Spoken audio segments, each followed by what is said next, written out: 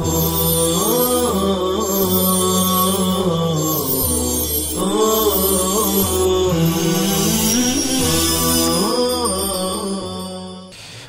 اللہ الرحمن الرحیم الحمد للہ رب العالمین والعاقبۃ للمتقین والصلاة والسلام علی سید الانبیاء والمرسلین سیدنا وحبیبنا وحبیب رب العالمین محمد وعلى آلہ واصحابہ ومن هدى بهدیہ الى یوم الدین.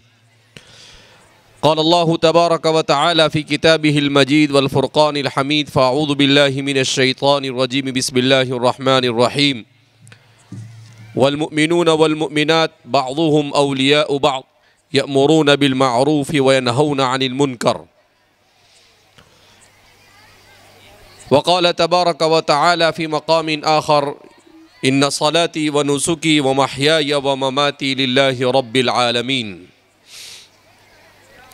وقال النبي صلى الله عليه وسلم أشراف أمتي حملة القرآن او كما قال صلی اللہ علیہ وسلم. برادران اسلام، سب سے پہلے ہم رب کریم کا شکر ادا کرتے ہیں کہ اللہ رب العزت نے مجھے اور آپ کو اور دنیا میں بسنے والے تمام مسلمانوں کو اسلام اور ایمان جیسی عظیم نعمت سے مالا مال کیا.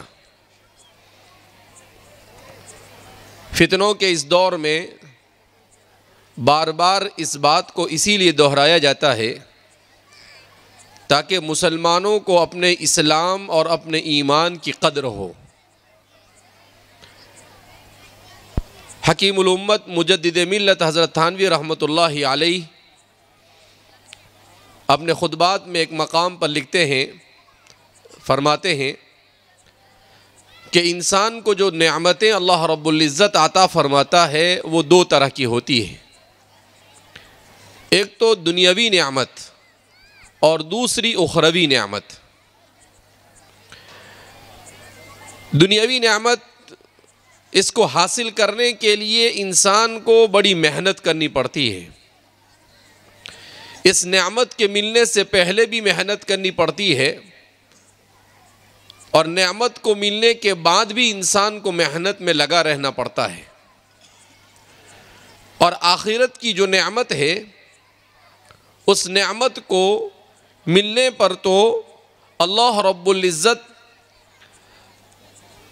نے جو دین عطا فرمایا ہے اس دین کے اعتبار سے محنت کرنی پڑتی ہے، مگر اس نعمت کے ملنے کے بعد کسی قسم کی کوئی محنت نہیں ہوتی.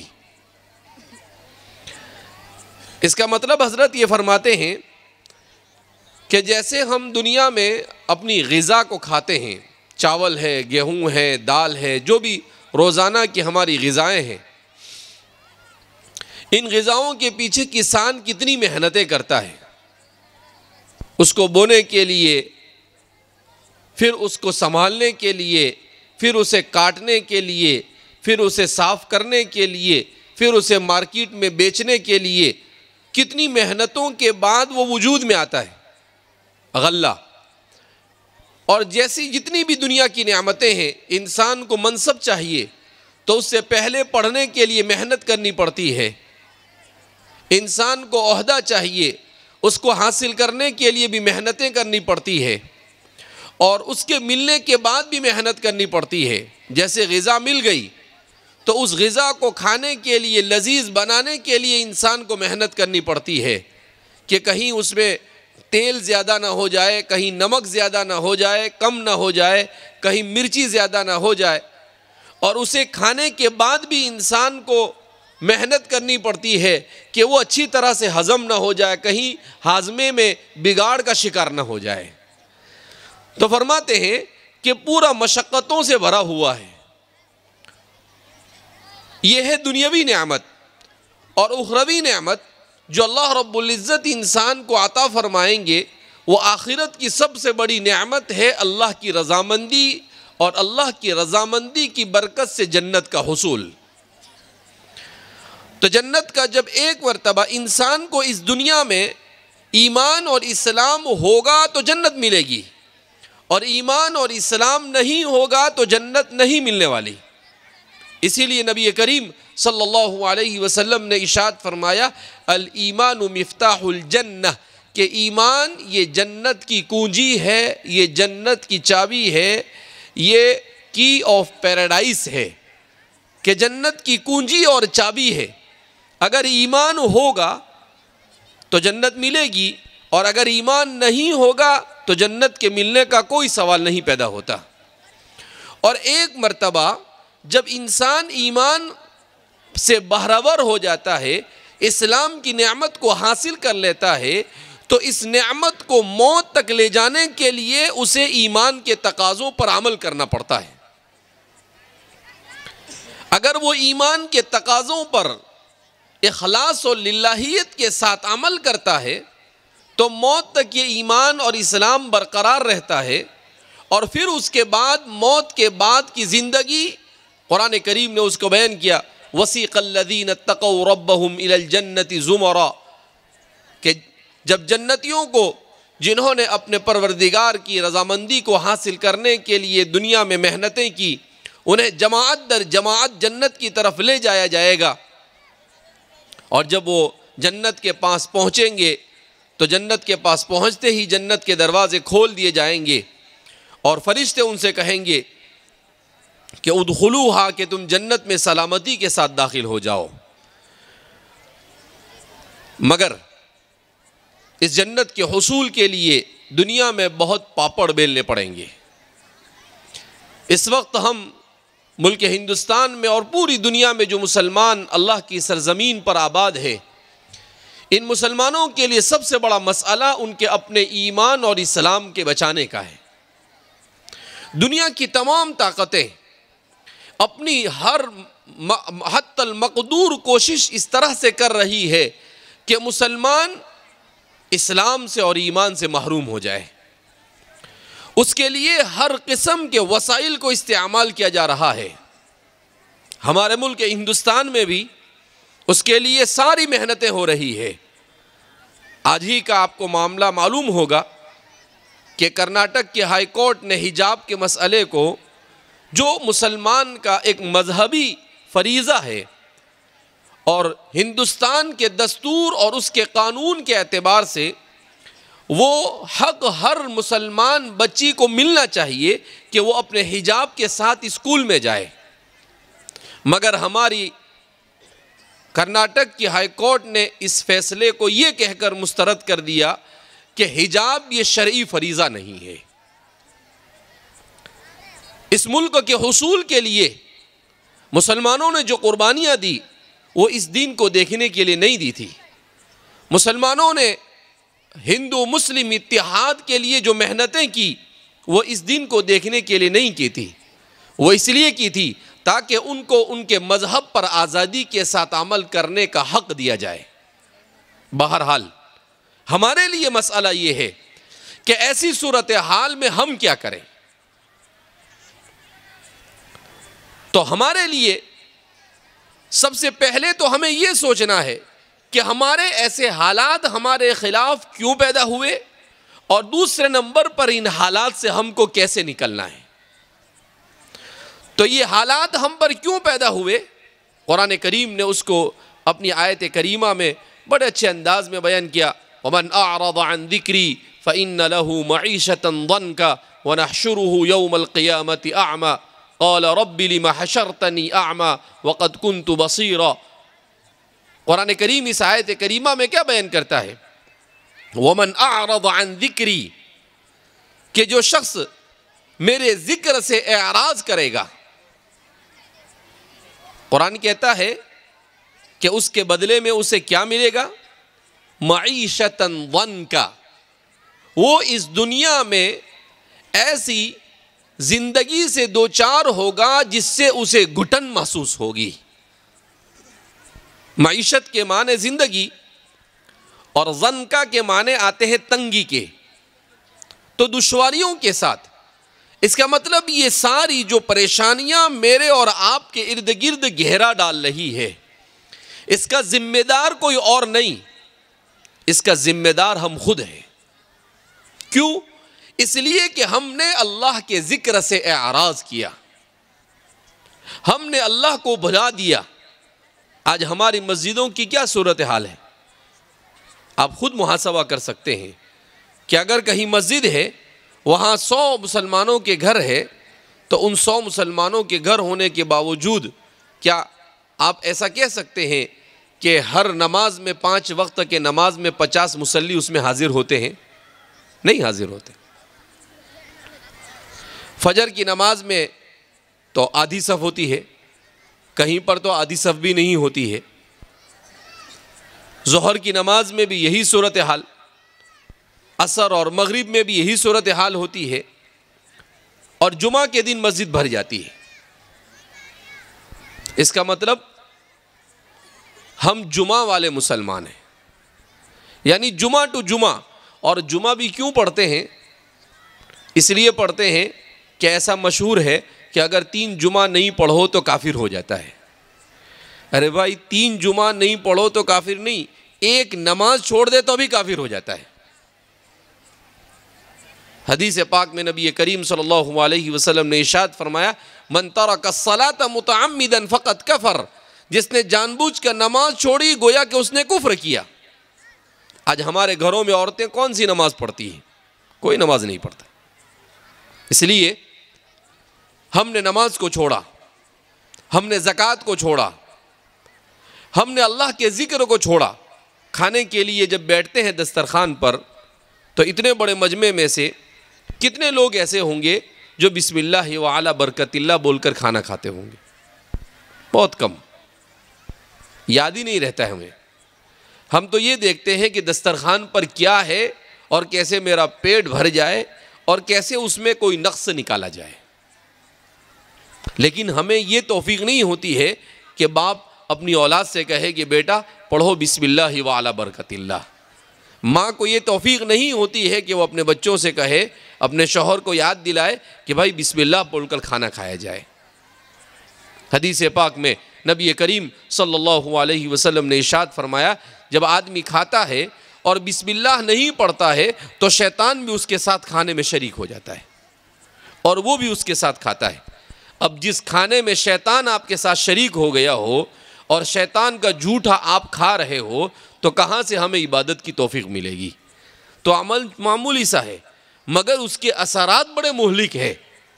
کھانے کے بعد کون ہے جو ہمارے یہاں پر دعا پڑھتا ہے؟ ہماری زندگیوں سے اللہ کا ذکر نکل چکا ہے۔ ہم نماز بھی پڑھتے ہیں زبردستی۔ کیسی نماز پڑھتے ہیں کہ ایسی کہ امام صاحب 4 رکعت اگر 4 منٹ میں پڑھا دے تو بہت اچھا، باقی اگر امام صاحب نے 8-10 منٹ پڑھائی تو 1-2 کھڑے ہو کر کہیں گے امام صاحب بہت سارے کام ہیں نا، اتنی لمبی نماز پڑھاتے ہو تم۔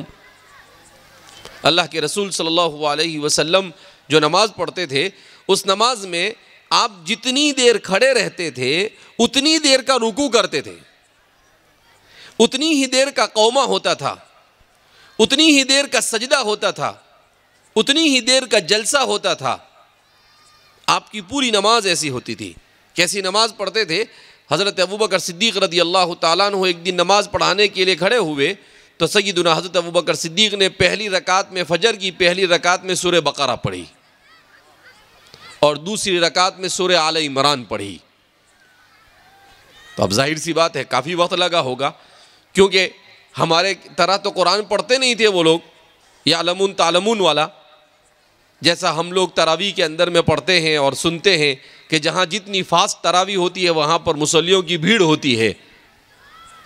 اطمینان کے ساتھ قرآن پڑھتے تھے وہ لوگ۔ وَرَتِّلِ الْقُرْآنَ تَرْتِيلًا، قرآن نے حکم دیا ہے کہ قرآن کو اطمینان کے ساتھ پڑھا جائے۔ جیسے ہی سلام پھیرا، ایک صحابی کہنے لگے کادت الشمس ان تطلع، کہ آپ نے اتنی لمبی نماز پڑھائی، قریب ہے کہ سورج طلوع ہو جاوے۔ تو حضرت ابوبکر نے بڑا پیارا جواب دیا، وَنَحْنُ فِي الصَّلَاةِ، سورج نکلنا ہو تو نکل جائے، ہم سوئے تو ہے نہیں نا، نمازی میں تو تھے۔ ہم کہاں پر تھے؟ نماز میں تھے۔ اگر بستر پر سوئے ہوتے اور سورج نکلتا تو ہمیں افسوس ہوتا کہ بھئی نماز چھوٹ گئی، لیکن نماز میں رہتے ہوئے اگر وہ نکل جائے تو نکلنے دو اسے، ہم ہمارے کام میں لگے ہوئے ہیں، جو ڈیوٹی اللہ نے ہمیں دی ہے، جو ذمہ داری اور جو فرض ہم پر نافذ کیا ہوں ہم اسے ادا کر رہے ہیں۔ تو یہ تھا ان کا انہماک۔ اسی لیے کہتے ہیں کہ مسلمان اگر اس دنیا میں دین اسلام پر مکمل طور پر مسلمانوں کی اکثریت عمل کرے تو اسباب کے نہ ہونے کے باوجود اللہ رب العزت انہیں کامیابی عطا فرمائے گا، کیونکہ قرآن کا اعلان ہے انتم الاعلون ان کنتم مؤمنین۔ اس کا مطلب کیا ہے؟ سب سے بڑی اس وقت جو ضرورت ہے ہندوستان اور پوری دنیا کے مسلمانوں کو، وہ یہ ہے کہ 100% اپنے دین پر عمل کرنا شروع کر دے۔ ہم چیخنے چلانے سے کچھ نہیں ہونے والا ہے۔ ہم نماز نہیں پڑھتے، ہماری عورتیں پردہ نہیں کرتی ہے، اور پھر جب حجاب کا مسئلہ کھڑا ہو تو ہم نکل پڑتے ہیں، اس سے کچھ نہیں ہونے والا ہے۔ ہماری عورتیں 100% حجاب میں آ جائے، ہمارا نوجوان 100% دین پر آ جائے، ہمارا بوڑھا 100% دین پر آ جائے، ہمارے بچے دین پر آ جائے۔ رمضان المبارک کا مہینہ آتا ہے، ہم دیکھتے ہیں کتنے نوجوانوں کو کہ وہ رمضان المبارک کے مہینے میں روزہ نہیں رکھتے۔ کہا کیوں؟ کہا گٹکے کی عادت ہے، چھوٹتی نہیں ہے، بیڑی کی عادت ہے، چھوٹتی نہیں ہے، سگریٹ پینا ہے، چھوٹتی نہیں ہے۔ رمضان المبارک کے مہینے میں بھی بعض علاقوں میں لوگوں نے ہم کو بتلایا کہ رمضان کے مہینے میں بھی مسلمان نوجوان دین میں سٹا کھیلتا ہے۔ کون سے مہینے میں؟ رمضان کے بابرکت مہینے میں۔ حضرات صحابہ، خود نبی کریم صلی اللہ علیہ وسلم کی زندگیوں کو اٹھا کر دیکھیں، جن کی محبت کے ہم بڑے گن گاتے رہتے ہیں۔ وہ لوگ رمضان کی تیاری رجب سے کرتے تھے، اللہم بارک لنا فی رجب و شعبان وبلغنا الی رمضان، اور یہاں پر رمضان میں بھی ہمارا یہ حال ہے۔ تو قرآن نے جو یہ کہا انتم الاعلون، کہ تم ہی سر بلند رہو گے دنیا میں، اس شرط کے ساتھ کیا کہا؟ ان کنتم مؤمنین، اگر تم مؤمن ہو۔ اسی لیے ہمارے علماء نے لکھا ہے کہ مسلمان 3 قسم کا ہوتا ہے، یا یوں کہو کہ انسان 3 قسم کے ہوتے ہیں۔ ایک تو وہ ہوتا ہے جو دل سے اسلام کو تسلیم کرتا ہے، ایمان کو دل سے مانتا ہے، ایمان کے تقاضے کو، اور اس پر عمل بھی کرتا ہے، تو یہ کامل مومن ہے۔ اور دوسرا وہ ہے جو اپنے مومن ہونے کا زبان سے دعویٰ تو کرتا ہے مگر عملی طور پر وہ اس پر عمل نہیں کرتا ہے۔ اور تیسرا وہ ہوتا ہے جو من میں آیا تو عمل کر لیا، نہیں تو چھوڑ دیا۔ تو ہمارے مسلمانوں میں بھی یہ 3 طبقے۔ پہلا جو طبقہ ہے وہ بہت اچھا ہے کہ وہ کلمہ پڑھے، اسلام کو پڑھے، اسلام کی تعلیمات کو حاصل کرے اور اس پر 100% عمل کرے، وہ تو دنیا اور آخرت میں کامیاب ہے۔ اور دوسرا جو زبان سے تو کلمہ پڑھتا ہے مگر دل میں اس کے ایمان نہیں ہے، اسے منافق کہا جاتا ہے۔ ان المنافقین فی الدرک الاسفل من النار، منافقین یہ جہنم کے سب سے نچلے طبقے میں ہوں گے۔ اگر ہم معاشرے پر نظر ڈالیں تو ہماری صورتحال ایسی نظر آتی ہے جیسے ہمارے یہاں پر مومن کاملین کی کمی ہو گئی ہے اور منافقین کی کثرت ہے۔ کیوں؟ اس لیے کہ ہم زبان سے تو کہتے ہیں لا الہ الا اللہ، مگر ہماری زندگی میں وہ نہیں ہے، ہماری زندگی سے نکل چکا ہے۔ ہم میں سے کوئی سال میں 1 بار نماز پڑھتا ہے، کوئی ہفتے میں 1 بار نماز پڑھتا ہے، کوئی مہینے میں 1 بار نماز پڑھتا ہے، تو ظاہر سی بات ہے یہ کہاں کا ایمان ہوا؟ تو اس لیے کہتے ہیں کہ سب سے اہم ترین چیز جس کی ضرورت ہے مسلمانوں کو کہ وہ اسلام سے پورے طور پر وابستہ ہو جائے۔ ادخلوا فی السلم کافہ، اسلام میں پورے داخل ہو جاؤ، اور اسلام کے ہر عمل کو اللہ کو راضی کرنے کے لیے کرے۔ لوگ یہ کہیں گے اور لوگ یہ کہیں گے اس کے لیے نہیں۔ حضرت تھانوی رحمۃ اللہ علیہ نے عجیب بات لکھی ہے، حضرت نے لکھا ہے کہ اب تو یہ صورتحال ہے کہ آدمی نیکی بھی کرتا ہے تو اس نیکی میں بھی دنیا کی نیت کرتا ہے۔ کہا کہ جیسے کوئی آدمی اپنے گھر پر، اس کے گھر پر اگر مستورات کا یا کسی مولانا کا بیان ہے تو وہ اس لیے رکھتا ہے تاکہ لوگ یہ کہے کہ اس کے گھر پر بیان ہوا۔ تو کہا نیکی کر کر بھی وہ دریا میں ڈال، کوئی فائدہ نہیں اس کا۔ تو کہا آج کے مسلمان کی صورتحال یہ ہے، داڑھی ٹوپی پہن لیا تو نماز پڑھتا ہے، کیوں کہ بھائی جماعت میں جا کر آئے، نماز نہیں پڑھیں گے تو لوگ یہ کہیں گے کہ نماز نہیں پڑھتا ہے۔ کچھ لوگ کیا کرتے ہیں، کہا کہ آپ داڑھی رکھیے، ہم کبھی کبھی کہتے ہیں لوگوں سے کہ بھائی آپ سے تعلق ہے تو داڑھی رکھنا چاہیے، تو کیا کہتے ہیں، وہ اصل میں مولانا نماز نہیں پڑھی جاتی اس لیے داڑھی نہیں رکھ رہے ہیں۔ عجیب عجیب بہانے انسان کے۔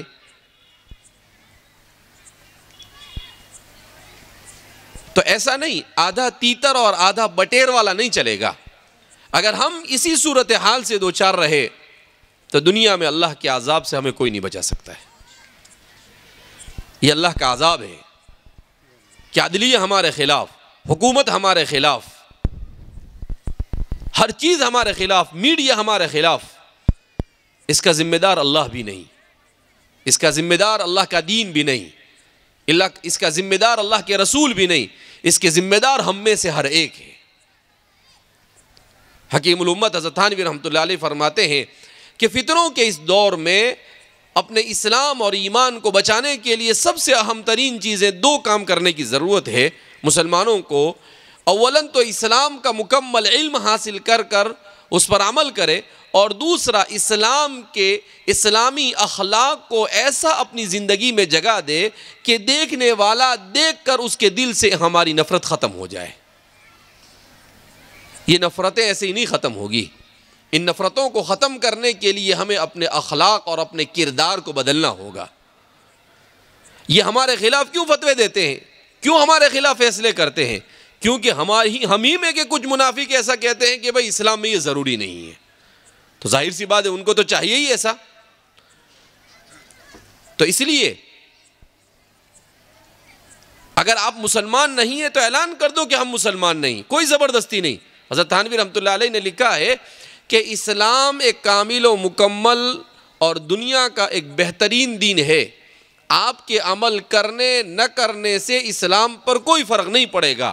اگر آپ کرو گے تو دنیا اور آخرت میں آپ فائدہ اٹھاؤ گے، اور اگر آپ عمل نہیں کرو گے تو اسلام کا کوئی نقصان نہیں ہونے والا ہے، اس لیے کہ اسلام اللہ کا دین ہے، اور اللہ کی ذات پر کسی کے کرنے نہ کرنے سے کوئی فرق نہیں پڑتا ہے۔ تو اگر ہم نے اسلام کی تعلیمات پر عمل کیا، اسے سیکھا، اپنی زندگی میں جگہ دی، اپنے گھر میں اسلام کو زندہ کیا، اپنی بستی میں اسلام کو زندہ کیا، اپنے محلے میں اسلام کو زندہ کیا، تو ہم نے کسی پر احسان نہیں کیا، ہم نے خود اپنے اوپر رحم کیا۔ وَمَا ظَلَمُونَا وَلَكِنْ كَانُوا أَنفُسَهُمْ يَظْلِمُونَ۔ قرآن کہتا ہے کہ لوگ یہ سمجھتے ہیں کہ وہ برائیاں کر کر ہم پر ظلم کرتے ہیں۔ قرآن کہتا ہے وَمَا ظَلَمُونَا، انہوں نے ہم پر ظلم نہیں کیا، ان کے گناہ اور برائیوں کے کرنے سے ہمارا کچھ نہیں بگڑا، وَلَكِنْ كَانُوا أَنفُسَهُمْ يَظْلِمُونَ، مگر وہ خود اپنے اوپر ظلم کرتے رہے۔ یہ کب سمجھ میں آئے گا؟ جب آنکھ بند ہو جائے گی اور اس دنیا سے چلا جائے گا، تب سمجھ میں آئے گا۔ حدیث پاک میں نبی کریم صلی اللہ علیہ وسلم نے ارشاد فرمایا کہ جب اہل جہنم کو جہنم میں ڈال دیا جائے گا تو وہ اس کے عذاب سے پریشان ہو جائیں گے، اور پریشان ہو کر جہنم کے داروغہ جس کا نام مالک ہے وہ اس سے کہیں گے یا مالک، اے مالک ذرا اللہ سے یہ کہہ دے کہ وہ ہمیں موت دے دے۔ کیا کہہ دے اللہ سے؟ ہمیں موت دے دے۔ دنیا میں موت سے ڈرتا تھا، لیکن وہاں موت مانگے گا وہ جہنم میں۔ تو حدیث میں آتا ہے اللہ کے رسول صلی اللہ علیہ وسلم نے ارشاد فرمایا 1000 سال کے بعد مالک یوں کر کے ان کو دیکھے گا۔ کتنے سال کے بعد؟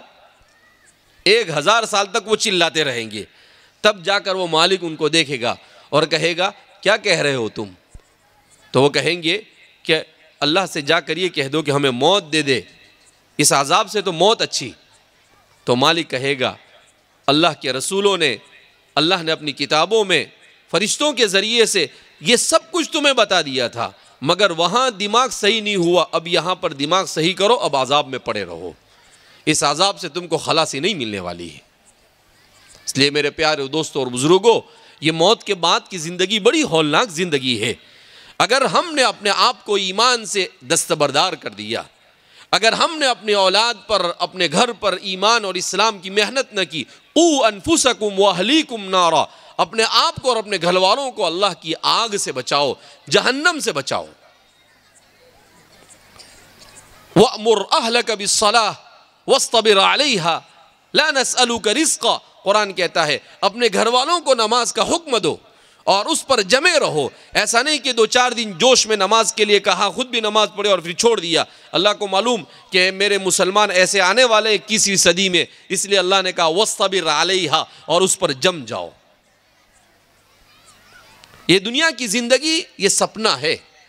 حکیم الامت مجدد ملت حضرت تھانوی رحمۃ اللہ علیہ فرماتے ہیں کہ جو مسلمان اس دنیا میں تنگی سے پریشان ہوتے ہیں، رزق سے پریشان ہوتے ہیں اور دوسری پریشانیوں سے پریشان ہو کر پریشانی میں مبتلا ہو جاتے ہیں، میں ان کو دنیا اور آخرت کو بڑے اچھے انداز میں سمجھانے کی کوشش کروں گا۔ اور اس کے بعد آپ فرماتے ہیں کہ اس دنیا کی زندگی اور آخرت کی زندگی کو آپ ایسے سمجھیے جیسے خواب۔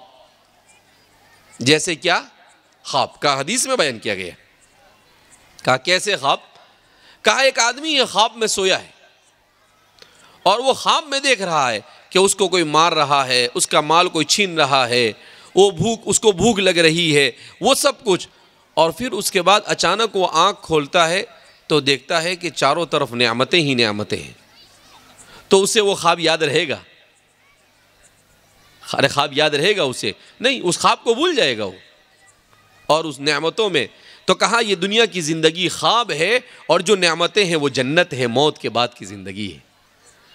اور کہا یہ کافر جو اپنے آپ کو دندنا کر پھرتا ہے، قرآن کریم نے مختلف مقامات پر عجیب انداز میں اس کی منظر کشی کی ہے۔ وَلَا تُعْجِبْكَ أَمْوَالُهُمْ وَلَا أَوْلَادُهُمْ، کہ ان کے مال اور ان کی اولاد اور ان کی شوکت اور ان کے سلطنت اور ان کے جاہ و جلال کو دیکھ کر تمہیں تعجب میں پڑنے کی ضرورت نہیں۔ اللہ نے ان کو استدراج میں رکھا ہے، ڈھیل دے رکھی ہے۔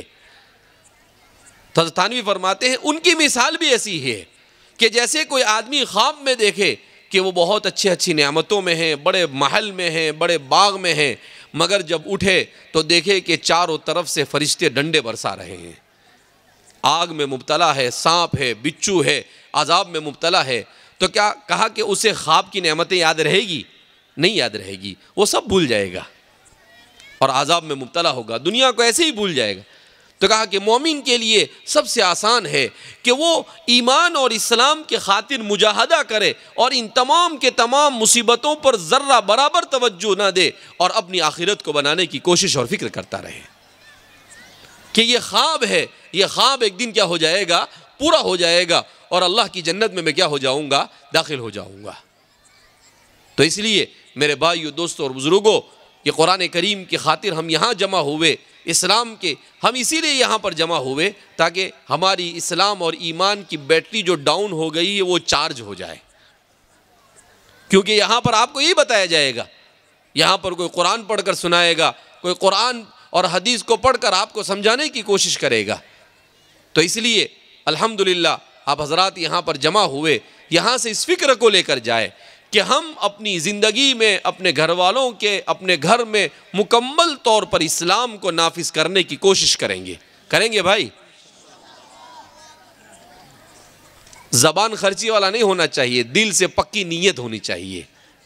ایسا نہیں کہ یار خواہ مخواہ زبردستی مولانا بلوا رہے ہیں، نہیں۔ ہم سب اگر یہ چاہتے ہیں کہ اللہ کو راضی کرے اور اس کی جنت ہمیں مل جائے تو ہمیں مکمل اسلام کی طرف آنا پڑے گا۔ اس کے بغیر نہ تو اللہ کی رضا مل سکتی ہے اور نہ ہی جنت مل سکتی ہے۔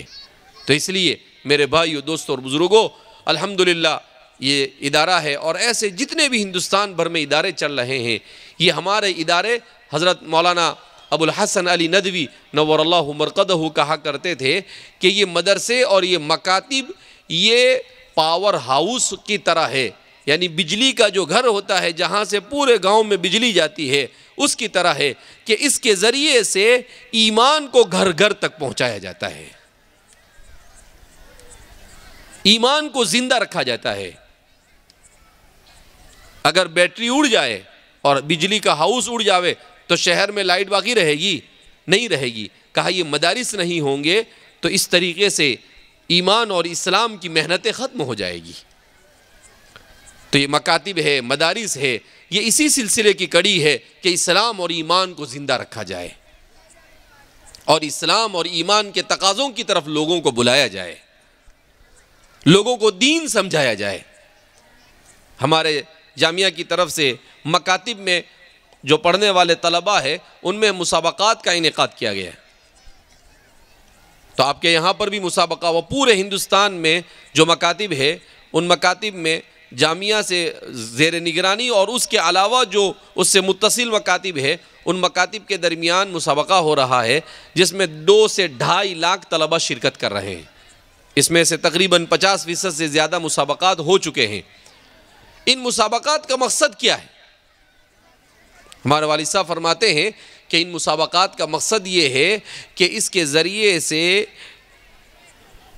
ہمارے مکاتب میں پڑھنے والے بچوں کی حوصلہ افزائی کی جاوے اور ان بچوں کو مدارس میں بلا کر ان کو دین کی فضا دی جاوے تاکہ ان میں علم دین کو حاصل کرنے کا شوق پیدا ہو۔ اس لیے کہ سب سے بڑا جو چیلنج ہے اس وقت امت کو وہ کیا ہے؟ اسکول اور مدرسے جہاں عام طور پر مسلمان اقلیت میں ہیں ان علاقوں میں، تو وہ غیر مسلموں کے ہیں۔ اگر ہم اپنے بچوں پر مکتب اور مدرسے کے اعتبار سے محنت نہیں کریں گے تو الانسان ابن البیئہ، انسان ماحول کا پروردہ ہوتا ہے۔ اس ماحول میں جا کر ہمارے بچے انہی کی طرح کی حرکتیں کرنا شروع کر دیں گے اور اللہ نہ کرے وہ ایک دن اسلام اور ایمان سے محروم ہو جائے، جیسا کہ ہم سب جانتے ہیں کہ ایک رپورٹ کے مطابق مسلمانوں کی 20,000 سے زیادہ بچیاں پچھلے 3 سے 4 سال میں ارتداد کا شکار ہو چکی ہے، جو ہمارے اس ملک کی تاریخ میں کبھی ایسا نہیں ہوا۔ یہ گھر میں اسلامی تربیت کا فقدان۔ اسی لیے میں نے قرآن کی جو آیت پڑھی، حضرت تھانوی رحمۃ اللہ علیہ نے اس آیت کو سمجھایا ہے کہ المؤمنون والمؤمنات بعضهم اولیاء بعض، کہ مومن مرد اور مومن عورتیں یہ ایک دوسرے کے تعاون کرے۔ کس میں تعاون کرے؟ یأمرون بالمعروف وینہون عن المنکر، بھلائی کا حکم دے اور برائی سے روکے۔ تو حضرت تھانوی فرماتے ہیں کہ اس آیت میں حکم یہ دیا گیا کہ امر بالمعروف اور نہی عن المنکر ہمارے معاشرے میں زندہ ہونا چاہیے۔ جیسے نماز یہ فرض ہے، ایسے ہی امر بالمعروف اور نہی عن المنکر بھی فرض ہے۔ اگر ہم نے امر بالمعروف اور نہی عن المنکر کو چھوڑ دیا تو ہمارے گھر سے بھی دین نقصت ہو جائے گا، ہماری بستی سے بھی دین نقصت ہو جائے گا اور ہماری نسلیں یہ ہمیشہ ہمیشہ کے لیے جہنم کا ایندھن بن جائے گی۔ تو یہ بڑا پرخطر مسئلہ ہے۔ ہمیں اپنے گھر کے ماحول کو اسلامی ماحول بنانے کی سب سے بڑی ضرورت ہے۔ ماں باپ کی زندگی میں دین ہوگا تو بچوں میں دین آئے گا، اور ماں باپ کے پاس دین نہیں ہوگا تو بچوں میں دین آنا بہت مشکل ہے۔ کیوں؟ کہ بچہ وہیں سے سب سیکھتا ہے۔ اللہ کے رسول فرماتے ہیں کل مولود یولد علی الفطرہ، بچہ فطرت اسلام کے ساتھ پیدا ہوتا ہے۔ پھر گھر کا ماحول اسے اسلامی نہیں ملتا ہے تو غیر مسلم گھر میں پیدا ہونے والا بچہ بھی مسلمان ہوتا ہے۔ فطرت اللہ التی فطر الناس علیہا۔ اس کے بعد حضور فرماتے ہیں فَأَبَوَاهُ يُهَوِّدَانِهِ وَيُمَجِّسَانِهِ، پھر اس کے ماں باپ اس کو یہودی، مجوسی اور نصرانی بنا دیتے ہیں کہ وہ گھر میں دیکھتا ہے پیدا ہونے کے بعد جب اسے شعور ہوتا ہے تو وہ دیکھتا ہے کہ باپ مورتی کے سامنے سر جھکا رہا ہے، اس سے مانگ رہا ہے، تو اس کے دیکھا دیکھی وہ بھی کرنا کیا کر دیتا ہے، شروع کر دیتا ہے، یہاں تک کہ اسی رنگ میں رنگ جاتا ہے۔ اور جہاں گھر میں ماں باپ نماز پڑھیں گے، قرآن کی تلاوت کریں گے، ذکر اللہ کریں گے، کھاتے پیتے سوتے ہر وقت بچوں کو دعاؤں کو یاد کراتے رہیں گے، تو ظاہر سی بات ہے کہ ایسے صورت میں اسلام اور ایمان بچوں میں زندہ رہے گا۔ اور جب اسلام اور ایمان بچپن میں ان کے اندر راسخ ہو جائے گا تو پھر دنیا کی کوئی طاقت اسے ہلا نہیں سکتی ہے۔ اس لیے کہ بچپن کی جو عمر ہوتی ہے وہی انسان کے بننے اور بگڑنے کی عمر ہوتی ہے۔ سائنس کی نئی تحقیق یہ کہتی ہے، جس نے انسان کے دماغ پر ریسرچ کیا اور کہا کہ انسان کا دماغ کیسے کام کرتا ہے، کہ انسان کا دماغ کام کرتا ہے نیورون سے۔ کہا یہ نیورون کیا ہوتے ہیں؟ کہا یہ نیورون کنیکشن ہوتے ہیں کہ انسان جب کسی چیز کو یاد کرتا ہے تو ایک نیورون دوسرے نیورون سے مل جاتا ہے اور وہ چیز اس کے دماغ میں محفوظ ہو جاتی ہے۔ ان کو بڑا تعجب ہوا کہ سب سے زیادہ نیورون فری ہوتے ہیں اور سب سے زیادہ نیورون پائے جاتے ہیں بچے کے دماغ میں 9 سال تک کی عمر میں۔ تو سائنس یہ کہتی ہے کہ 9 سال تک کی عمر میں اگر بچے پر محنت کی جاوے اور اسے دیندار مذہبی بنا دیا جاوے تو پھر اس کے بعد اسے کوئی طاقت اس چیز سے پھیرا نہیں سکتی ہے، اور اگر اس عمر میں اس پر غلط محنت ہو گئی، اسے صحیح ماحول نہیں ملا، تو پھر اس کے بعد اسے کوئی سدھار بھی نہیں سکتا ہے۔ اسی لیے نبی کریم صلی اللہ علیہ وسلم نے کہا کہ جب 7 سال کا ہو جائے تو نماز کا حکم دو، جب 10 سال کا ہو جائے تو نماز نہ پڑھنے پر بچے کی پٹائی کرو۔ تو آپ نے یہ حکم اسی لیے دیا کہ اللہ کے رسول صلی اللہ علیہ وسلم مسلمانوں کو اسلام پر برقرار رکھنا چاہتے تھے۔ وہ چاہتے تھے کہ ہمیں جہنم سے خلاصی دلائے اور ہماری نسلوں کو جہنم سے خلاصی دلائے۔ اس لیے میرے بھائی، دوستوں اور بزرگوں، یہ ایسی فضا جس فضا میں ہم جی رہے ہیں، اس فضا میں ہم سب کو اسلام سے والہانہ طور پر تعلق ہونا چاہیے، اور اس والہانہ تعلق کا سب سے پہلا تقاضا ہے کہ دین کو سیکھ کر دین پر عمل کریں۔ تو بہرحال یہ پروگرام آج یہاں پر منعقد کیا گیا، اور آپ حضرات ماشاءاللہ بڑے شوق اور ذوق کے ساتھ یہاں پر جمع ہوئے۔ اللہ آپ کے جمع ہونے کو قبول فرمائے۔ اللہ رب العزت کو ایسی مجلسیں بڑی پسند ہے جو اس کی نسبت پر جمع ہو۔ اب ظاہر سی بات ہے، آپ ہے اور ماشاءاللہ ہماری خواتین بھی یہاں پر آئی ہے، وہ اسی لیے آئی ہے تاکہ کچھ دین کی باتیں سنیں۔ تو ہماری خواتین کے نام پر ایک اہم ترین پیغام ہمارا یہ ہوگا کہ ماں بچے کے لیے سب سے پہلا مدرسہ ہوتا ہے، ماں کی گود سب سے پہلا مدرسہ ہے۔ اگر ماں، اسی لیے کہتے ہیں کہ اگر بچے کو پڑھایا تو ایک کو پڑھایا، اور اگر بچی کو پڑھایا تو نسل کو پڑھایا۔ ہمارے والد صاحب نے بچوں کے جو مدرسے شروع کیے تو پہلے بہت ان کو تأمل تھا کہ لڑکیوں کے ان مدرسوں کو کیسے سنبھالا جائے۔ پھر وہ فرماتے ہیں کہ میں مکہ مکرمہ میں ایک مرتبہ تلاوت کر رہا تھا تو آیت کریمہ میرے سامنے سے گزری، تلاوت کرتے کرتے ان المؤمنین والمؤمنات والمسلمین والمسلمات والقانتین والقانتات والصادقین والصادقات، تو کہا اس آیت پر میں ٹھہرا تو میرے دل میں یہ بات اللہ نے ڈالی کہ ان المؤمنین والمؤمنات، یقیناً مومن مرد اور مومن عورت۔ کہا مومن مرد تو ہم پیدا کر رہے ہیں مگر مومن عورت کے لیے ہماری محنت نہیں ہو رہی ہے۔ تو کہا کیا کیا جائے؟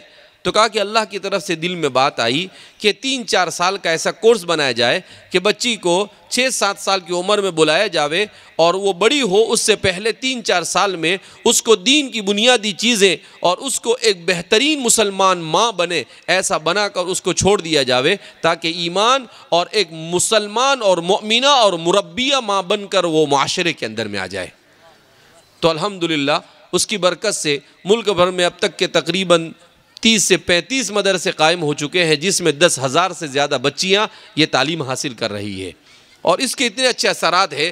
ابھی میں مہاراشٹر کے سفر سے کافی علاقے میں دورہ کر کر آیا، تو جہاں جہاں پر یہ ہے تو میں نے ان سے کہا کہ بھائی یہ بچیاں پڑھ کر جانے کے بعد کیا کرتی ہے؟ تو کہا کہ الحمدللہ حضرت یہ بچیاں جب پڑھ کر جاتی ہے تو پڑھ کر جانے کے بعد گاؤں میں عورتوں کو دین سکھاتی ہے، عورتوں کی زندگی میں دین زندہ ہو رہا ہے۔ ہمارے گلبرگہ شہر کے کچھ لوگوں نے والد صاحب سے کہا کہ ہمیں لڑکیوں کا مدرسہ بنانا ہے جس میں لڑکی کو بخاری اور مسلم پڑھا کر فارغ کیا جاوے۔ ہمارے والد صاحب نے کہا کہ بھئی لڑکی کو اتنی زیادہ تعلیم دینے کا میں قائل نہیں ہوں، اسے سنبھالنا بہت مشکل ہے، لیکن ہم لوگ مومنہ کورس چلاتے ہیں، تو آپ ایک کام کرو کہ وہ مومنہ کورس جہاں پر ہمارا چلتا ہے آپ سے قریب پپلا میں، وہاں جا کر آپ وزٹ کرو۔ تو وہ پوری لگزری بھر کر وہ لوگ وہاں پر وزٹ کرنے کے لیے آئے، اس کو دیکھا، اور دیکھنے کے بعد وہاں سے ان لوگوں نے فون کیا والد صاحب سے اور کہا کہ مولانا اللہ آپ کو جزائے خیر دے، یہ جو لڑکیوں کے مدرسے ہیں یہ مدرسے حقیقت میں ہندوستان میں عیسائی اور ہندو مشنری کا صحیح جواب ہے۔ اس کا صحیح جواب ہے. کہا کیوں؟ کہا کہ جب بچپن میں یہ بچیاں ایمان اور اسلام کی بنیادی تعلیم سے اچھی طرح سے واقف ہو کر چلی جائے گی تو ظاہر سی بات ہے کہ ہمارے معاشرے کے اندر میں یہ جو ماں بنے گی تو یہ بچپن سے اپنے بچے کی دینی تربیت کرے گی، اور جب وہ ماں ہی اپنے بچے کی دینی تربیت کرے گی تو پھر اس کے بعد اس کے ایمان اور اسلام کے لیے مزید کوئی محنت کرنے کی ضرورت نہیں. اسی لیے کہتے ہیں کہ عیسائیوں نے اور آج بھی ہندو لوگ بھی انہی کے طرز پر سب سے زیادہ عورتوں پر محنت کرتے ہیں. اسی لیے محنت کرتے ہیں کہ اگر ان کو بگاڑ دیا جاوے تو اس کے بعد معاشرے کو بگاڑنا آسان ہو جاتا ہے. آزادی نسواں کی جو تحریک دنیا میں چلی، عورتوں کی آزادی کی، اس تحریک کے سلسلے میں یہی بیان کیا جاتا ہے کہ سب سے پہلے عالم اسلام میں بگاڑ کو پیدا کرنے کے لیے یہ آزادی نسواں کی تحریک کو چلایا گیا، مصر میں چلایا گیا. اور کچھ لوگ مسلمان تھے مگر منافقی کہیں گے ان کو، کھڑے ہو گئے اور انہوں نے کہا کہ عورتوں کو آزادی ملنی چاہیے. کہا کیا آزادی؟ کہا عورت مرد کے شانہ بشانہ آنی چاہیے. ارے بھائی، اللہ رب العزت نے اس دنیا کا نظام بنایا ہے. اس دنیا کے نظام میں اللہ نے مرد کو کمانے کے لیے اور دنیا کا نظام چلانے کا ذمہ دار بنایا، اور عورت کو اپنے گھر کی ذمہ داری دی ہے تاکہ وہ اپنی اولاد کی ایمانی اور اسلامی تربیت کرے. عورت کی پیدائش کا مقصد ہی یہ ہے، اس کو پیدا ہی اس لیے کیا تاکہ اپنی اولاد کی صحیح تربیت کرے. اسی لیے ایک مستشرق نے عجیب بات کہی ہے، وہ کہہ کر میں اپنی بات کو ختم کرتا ہوں. ایک مستشرق انگریز ہے، وہ کہتا ہے کہ کسی معاشرے کو اگر آپ تباہ کرنا چاہتے ہیں اخلاقی اعتبار سے، تہذیبی اور تمدنی اعتبار سے، تو آپ کو کچھ کرنے کی ضرورت نہیں ہے. سب سے پہلا کام یہ کرو کہ آپ اس معاشرے کی عورت کو مارکیٹ میں اور سڑک پر لا کر کھڑا کر دو. اس معاشرے کے تعلیمی نظام کو درہم برہم کر دو، اور اس معاشرے سے علماء کی عزت کو ختم کر دو. کہا یہ 3 کام کرو تو تمہیں کسی قسم کی اور مزید محنت کرنے کی ضرورت نہیں. اسی لیے مغربی تہذیب نے اسی چیز کو سامنے رکھ کر دنیا میں الحاد اور بے دینی کو عام کیا، تعلیم کے راستے سے بے دینی کو عام کیا، عورتوں کو آزادی کے نام پر بے دینی کو انہوں نے عام کرنے کی کوشش کی، علم دین کی اہمیت کو گھٹا دیا. یعنی علم دین جو انسان کی سب سے بڑی ضرورت ہے اس کو علم اور تعلیم نہیں کہتے ہیں. کہا اسکول میں جو ہم پڑھاتے ہیں وہ تعلیم ہے، اور جو مدرسے میں پڑھائی جاتی ہے وہ تعلیم نہیں ہے، وہ علم نہیں ہے. تو کیا ہے وہ؟ ارے بھائی جہالت وہ ہے اور علم یہ ہے. یہ علم وحی ہے، اس میں اللہ اور اس کے رسول کے کلام کو پڑھایا جاتا ہے. یہاں پر ناچ گانا نہیں سکھایا جاتا ہے، یہاں پر انسان کو زندگی جینے کے سلیقے سکھائے جاتے ہیں. کھانا کیسے کھایا جائے، مجلس کے آداب کیا ہونے چاہیے، مسجد میں کیسے بیٹھا جائے، نماز کیسے پڑھی جائے. 21ویں صدی میں آنے کے بعد جو انسان اپنے آپ کو سب سے بڑا مہذب سمجھتا ہے، خدا پاک کی قسم دنیا کا سب سے بد تہذیب انسان ہے. یہ انسان کیا سمجھتا ہے؟ وہ سائنس اور ٹیکنالوجی کے زور پر دنیا میں چاند پر پہنچ گیا، سورج پر پہنچ گیا. اسے یہ سلیقہ نہیں کہ کھانا کیسے کھایا جائے، اسے یہ سلیقہ نہیں کہ کھانے کے بعد کیسے دھویا جائے. کھانا ان کے ہاں کسی بھی ہاتھ سے کھا لو اور کسی بھی ہاتھ سے دھو لو. ارے بھائی اللہ نے سیدھا ہاتھ کھانے کے لیے دیا ہے اور دھونے کے لیے الٹا ہاتھ دیا ہے. یہ سلیقہ جو نہیں سمجھ سکتے ہیں اسے تہذیب کہتے ہیں. یہ تہذیب نہیں، جہالت ہے. کھانا بیٹھ کر کھانا چاہیے، کھڑے کھڑے بوفے سسٹم. کیوں کہا مہذب ہو گئے؟ ارے کھڑے کھڑے جانور کھاتا ہے، انسان بیٹھ کے کھاتا ہے. پیشاب کھڑے کھڑے کر رہے، کہا بہت مہذب ہو گئے. ارے انسان ہے، انسان بن کر آئے، اشرف الخلائق ہے، ذرا بیٹھ کر پیشاب کر. اور اب تو نیا فیشن چلا، ٹوائلٹ وغیرہ کے اندر میں پانی اور نل بھی نہیں ہوتا ہے، اور کیا ہوتا ہے، ٹیشو رکھ دیا جاتا ہے. کہا یہ مہذب دنیا ہے. آج اسلام کی قدر ہوتی ہے ہم کو کہ الحمدللہ اے اللہ تو نے اسلام کو بھیجا، اس نے ہم کو جینے کا سلیقہ سکھایا،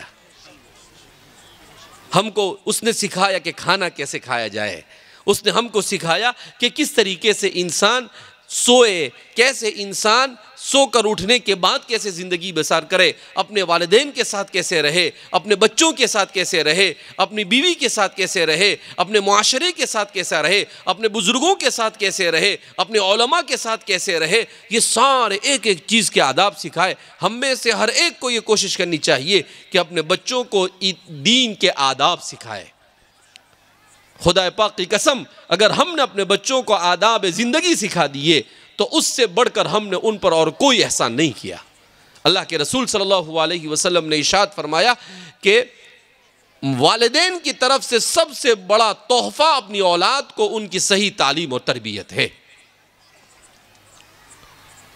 اسی لیے اللہ جزائے خیر دے حضرت قاری صدیق صاحب باندھوی رحمۃ اللہ علیہ کو کہ حضرت نے ہمارے والد صاحب کو کہا، جب حضرت نے دنیا بھر کے مختلف خطوں کا سفر کیا تو دیکھا کہ مسلمانوں میں عجیب و غریب بے چینی ہے۔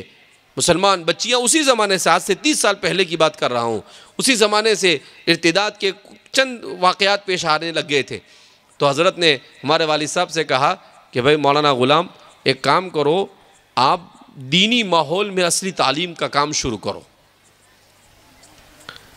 تو حضرت نے کہا کہ یہ مولانا لوگ میرے کو جینے نہیں دیں گے، کہیں گے یہ نئی بدعت کہاں سے اٹھا لائے۔ تو حضرت نے کہا کہ بھائی یہ جینے دیوے یا نہ دیوے یہ دوسری بات ہے، لیکن ہماری اس نسل کے ایمان کو بچانا یہ میرا اور آپ کا فریضہ ہے۔ اس فریضے کو کون ادا کرے گا؟ اگر ہم نے کالجیں اپنے دینی ماحول میں نہیں شروع کی تو یہ ہماری بچیاں اور یہ ہمارے بچے ارتداد کا شکار ہو جائیں گے۔ 30 سال پہلے یہ بات کی حضرت نے، 1992 کی بات ہے، میری عمر جس وقت 12 یا 13 سال تھی۔ بہرحال اس کے بعد جامعہ نے ITI اور BOMS کالج اور یہ سب نظام شروع کیا۔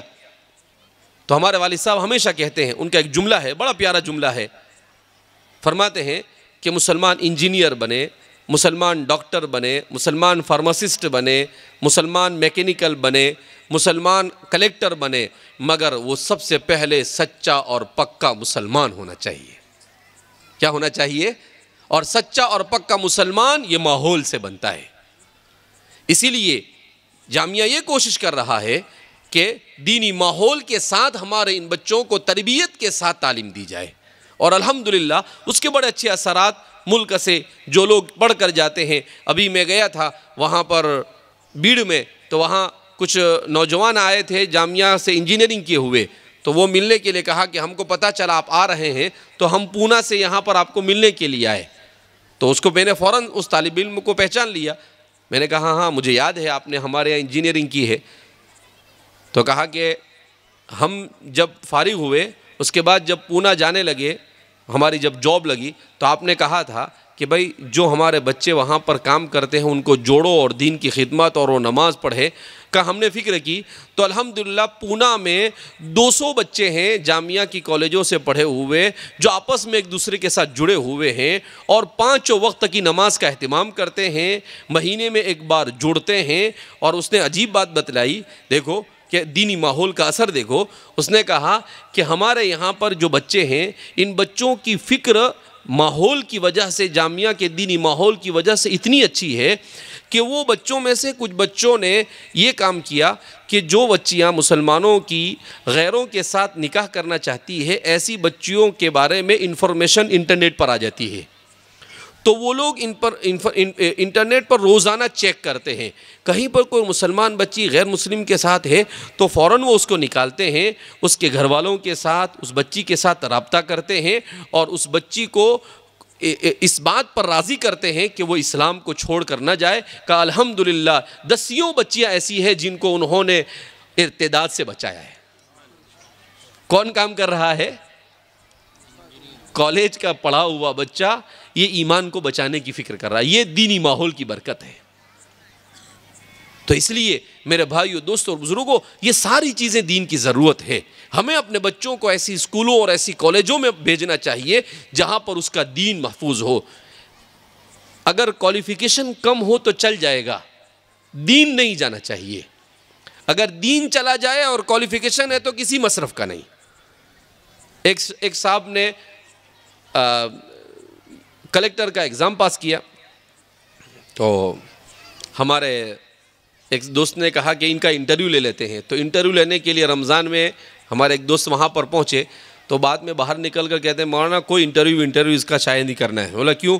کہا کہ ہم دوپہر میں 1 بجے گئے، مسلمان ہے پورا گھر بیٹھ کر کھانا کھا رہا تھا، رمضان کا مہینہ ہے۔ تو ایسی تعلیم کس کام کی؟ دین ہماری زندگی میں ہونا بہت ضروری ہے۔ میرے اور آپ کے لیے سب سے قیمتی سرمایہ کیا ہے؟ اسلام اور ہمارا دین ہے۔ اس سے زیادہ قیمتی کوئی سرمایہ نہیں ہو سکتا ہے۔ صحابہ نے اس کے خاطر جانیں قربان کی، مال قربان کیا، اپنی اولاد کو قربان کیا، اپنا سب کچھ لٹا دیا۔ تو کیا ہم اپنے دین کے خاطر اتنی قربانیاں نہیں دے سکتے ہیں؟ بہرحال اللہ رب العزت مجھے اور آپ کو کہنے سننے زیادہ عمل کی توفیق مرحمت فرمائے۔ اللہ رب العزت یہاں پر اس ادارے میں جو بھی کام ہو رہے ہیں اور اس کے اطراف میں بھی جو بھی کام ہو رہے ہیں دین کے، اللہ ان تمام کاموں میں برکت نصیب فرمائے۔ اور مسابقہ جو یہاں پر ہوا ہے، اللہ رب العزت اس کو اس پورے علاقے میں دینی بیداری کا ذریعہ بنائے، اور اللہ رب العزت جن لوگوں نے اس میں تعاون کیا ہے دنیا اور آخرت میں انہیں بہترین اجر عطا فرمائے، اور اللہ ہر طرح کی پریشانیوں اور مشکلوں سے ہماری حفاظت فرمائے۔ وآخر دعوانا الحمدللہ رب العالمین۔